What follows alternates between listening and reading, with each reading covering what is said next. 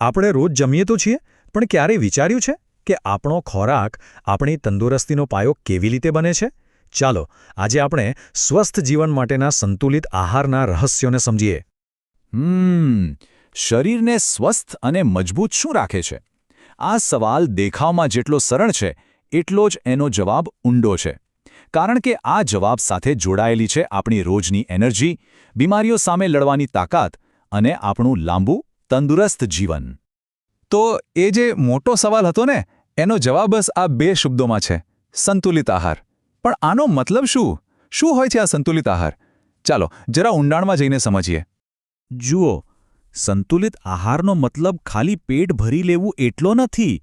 એને એક complete nutrition package જેવું સમજો. એક એવું પેકેજ જે આપણા શરીરને જે કંઈ પણ જોઈએ એ બધું જ, અને એ પણ સાચા પ્રમાણમાં પૂરું પાડે છે.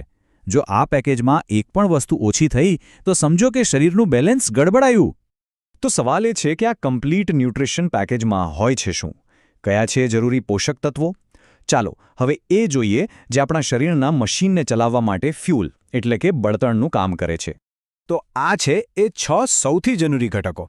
પ્રોટીન, જે શરીરને બનાવે છે; કાર્બોહાઈડ્રેટ, જે આપણને એનર્જી આપે છે; સારી ચરબી, જે મગજ માટે જરૂરી છે; અને પછી આવે છે વિટામિન્સ, ખનિજ અને પાણી, જે શરીરના દરેક નાના મોટા કામને બરાબર ચાલતું રાખે છે.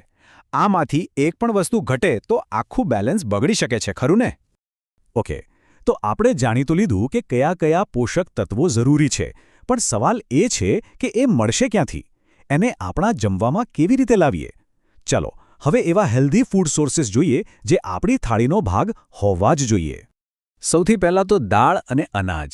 આપણી દાળ, ભાત, રોટલી, આ તો આપણા ભોજનનો પાયો છે. અને બરાબર જ છે, કારણ કે આમાંથી જ આપણને દિવસભર દોડવા માટે જરૂરી પ્રોટીન અને કાર્બોહાઈડ્રેટ્સ મળે છે. પછી આવે છે શાકભાજી અને ફળો. જેટલા રંગબેરંગી એટલા ફાયદાકારક. એને આપણા શરીરનું સુરક્ષા કવચ જ સમજી લો. વિટામિન્સ અને મિનરલ્સથી ભરપૂર, જે આપણી ઇમ્યુનિટીને એટલી સ્ટ્રોંગ બનાવે છે કે બીમારીઓ નજીક પણ ન આવે. અને હા, દૂધ અને સૂકો મેવો, એને તો કેમ ભૂલાય? દૂધમાંથી મળે કેલ્શિયમ, જે હાડકાને મજબૂત રાખે, અને બદામ અખરોટ જેવા ડ્રાયફ્રૂટ્સમાંથી મળે હેલ્ધી ફેટ્સ, જે આપણા દિલ અને દિમાગ બંને માટે સુપરફૂડ છે.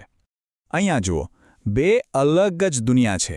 એક બાજુ છે સંતુલિત આહાર, જે એનર્જી આપે છે, રોગોથી બચાવે છે અને શરીરને મજબૂત બનાવે છે. અને બીજી બાજુ છે જંક ફૂડ, જે શરીરને નબળું પાડે છે અને નુકસાન પહોંચાડે છે. એટલે આ ખાલી ખોરાકની વાત નથી, આ તો આપણી રોજની પસંદગીની વાત છે. અને એની અસર તો સીધી આપણા શરીર પર દેખાય જ છે. તો આ બધું કરવાનો ફાયદો શું? શા માટે આપણે સંતુલિત આહાર લેવો જોઈએ? ચાલો હવે એનાથી થતા સીધા ફાયદા પર આવીએ. તંદુરસ્ત જીવનનો રસ્તો એકદમ સીધો છે, એક પછી એક સ્ટેપ જેવો. પહેલું સ્ટેપ: સંતુલિત આહાર લો. એનાથી શું થશે? શરીરમાં વધુ એનર્જી આવશે. અને જ્યારે એનર્જી આવશે ત્યારે આપોઆપ આપણી રોગપ્રતિકારક શક્તિ એટલે કે ઇમ્યુનિટી મજબૂત બનશે. અને પરિણામ? એક સ્વસ્થ, તંદુરસ્ત જીવન. આ એક વાક્યમાં આખી વાતનો સાર આવી જાય છે. દરરોજ તાજું અને પોષક ખોરાક શરીરને મજબૂત બનાવે છે અને રોગપ્રતિકારક શક્તિમાં વધારો કરે છે. મતલબ કે આપણે રોજ શું ખાઈએ છીએ, એ નાની નાની પસંદગીઓ લાંબા ગાળે આપણી તંદુરસ્તી પર કેટલી મોટી અસર કરે છે, એ અહીં સાવ સ્પષ્ટ છે. તો આટલી બધી ચર્ચા પછી આજના દિવસનો મુખ્ય વિચાર શું છે? શું શીખ્યા આપણે? અને મુખ્ય વિચાર આ જ છે કે સંતુલિત આહાર દરેક વ્યક્તિના રોજિંદા જીવન માટે એકદમ જરૂરી છે. પછી ભલે એ સ્કૂલે જતું બાળક હોય, ઓફિસમાં કામ કરનાર કોઈ પ્રોફેશનલ હોય, કે પછી કોઈ વડીલ હોય. સારો ખોરાક કોઈ લક્ઝરી નથી, એ તો દરેકની મૂળભૂત જરૂરિયાત છે. તો ચાલો આ સવાલ સાથે જ પૂરું કરીએ, જે આપણા બધા માટે છે. પોતાના આહારને વધુ સંતુલિત કેવી રીતે બનાવી શકાય? અને જુઓ, આના માટે બધું જ એક સાથે બદલવાની કોઈ જરૂર નથી. કદાચ રોજ એક ફળ વધારે ખાવાથી શરૂઆત કરી શકાય, અથવા તો તળેલી વસ્તુને બદલે મુઠ્ઠીભર સૂકો મેવો ખાવાની આદત પાડી શકાય. નાનકડી શરૂઆત પણ મોટો ફેર લાવી શકે.